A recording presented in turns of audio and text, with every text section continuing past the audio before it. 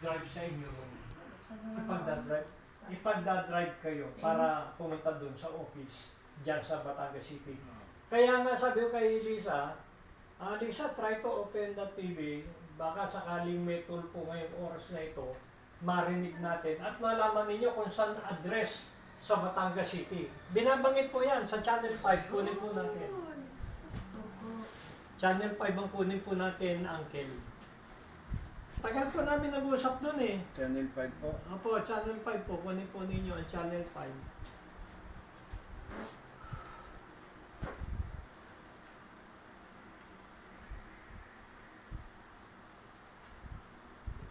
Ayan, ayan, voltage sa radyo. Ayan, kita nyo, eksakto. Diba? Talaga medyo pinag-aadya tayo ni Lord ah.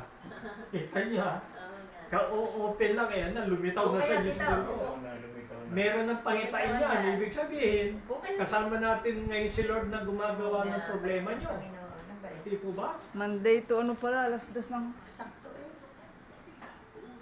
Monday, Anong palalaksan niyo? 2 p.m. Ano oras na? Dito kay tito mo po. Alas 3 na. Hindi. Umpisa pa lang yan. Malinaw ang TV niya no. Nakasan po natin.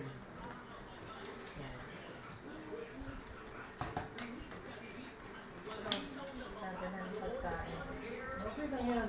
Makakabalik naman tayo. Hindi mo lang ako nakakain. Di ba din, at mahalaga kay Uncle is yung problema niya maayos. Later na lang yung mga ating mga mag-enjoy tayo doon sa ibibigay na tulong ni Tulpo. By faith, pag-pray natin kay Lord yan na mabilis na aksyonan yung kailangan ni Uncle. O yan na. Babanggitin po yan ngayon yung Batangas City. Yan ang kanyang si Shari. Ayan po yung kanyang. Oh.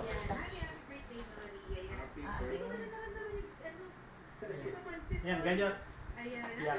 Yan, abogado niya yan. Attorney JB. Kumuha ng ballpen, lagi isulat mo kagad kung saan sa Batangas.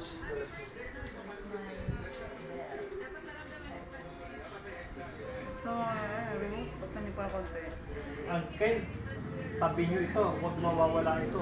Dadalhin po natin ito. Dito po. Dadalhin po natin ito. Sobre po ninyo. Yan. Nasulat. Naman po natin si Mr. Justin Maravilla at nireklamo niya yung mga polis daw po na nalagay sa kanya noong March 9. Kay Maravilla. Ng madaling araw. Ito po ay sa may barangay Marcelo Green, Parañaque City. Parañaque. At meron po tayong